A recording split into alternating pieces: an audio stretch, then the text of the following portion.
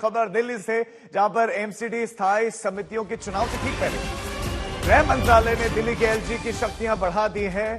दिल्ली में शक्तियों के टकराव का मसला बड़ा लंबा है और कोर्ट तक ये लंबा चला है, लेकिन अब एलजी की शक्तियां फिर बढ़ा दी गई हैं और शक्ति बढ़ते एलजीबी के सक्सेना ने रातों रात 2 बड़े फैसले भी कर दिए हैं।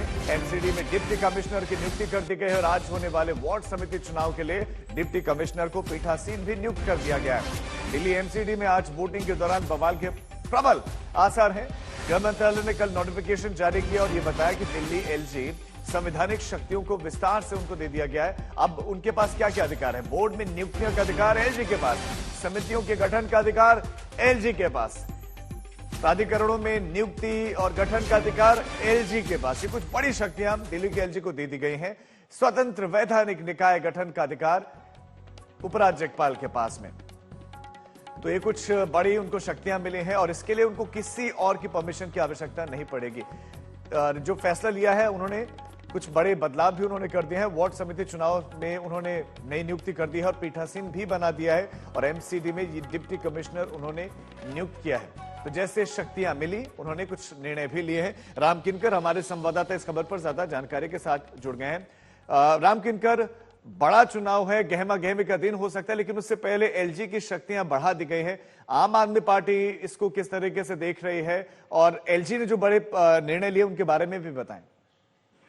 देखिए, साफ तौर पर जिस तरह से आज वार्ड कमेटी का इलेक्शन पहले से अनाउंस्ड है, जो है सुबह 10 बजे से लेकर शाम 4 बजे तक ये कार्रवाई चलेगी। कल रात जब मेयर को सिर्फ और सिर्फ प्रिसाइडिंग ऑफिसर यानी पीठासीन अधिकारी जो चुनाव कराएगा उसकी नियुक्ति करनी थी, तो उन्होंने इसको टाल दिया ये कह करके कि ये अलोकतांत्रिक है। अब ये देखना था कि एलजी इस बीच में कूद पड़े और तकरीबन 2 सितंबर के आसपास उन्हें शक्तियां मिली कि साफ तौर पर एक गजट नोटिफिकेशन के तहत ये कहा गया कि दिल्ली के एलजी कोई आयोग हो और साथ ही साथ कोई कमेटीज के अगर इस तरह के इलेक्शन होते हैं जैसा वार्ड कमेटी का इलेक्शन एमसीडी में है, वहां पर उनको ये अधिकार है कि अपने तरीके से वह कर सकते हैं। तो अपनी शक्तियों का इस्तेमाल करके उन्होंने साफ तौर पर जो डिप्टी कमिश्नर्स होते हैं उनको अपॉइंट किया पीठासीन अधिकारी और बतौर पीठासीन अधिकारी चुनाव कराएंगे। लेकिन आम आदमी पार्टी इस पूरे मामले में जो सूत्र हैं वो कह रहे हैं कि इसे लोकतांत्रिक बताते हुए इसका विरोध प्रदर्शन कर सकते हैं। दूसरी तरफ बीजेपी ने इसका स्वागत किया है और वो कह रही है कि वो इलेक्शन में भाग लेगी, यानी हंगामा खेज होगा, पूरा दिन गहमा गहमी हो सकती है और साफ तौर पर एक फ्लैश पॉइंट है। आप नजर बनाए रखें, आप ब्रेक के लौटेंगे तो डिप्टी कमिश्नर की नियुक्ति भी कर दी है, उन्हें पीठासीन भी उपराज्यपाल ने बना दिया है।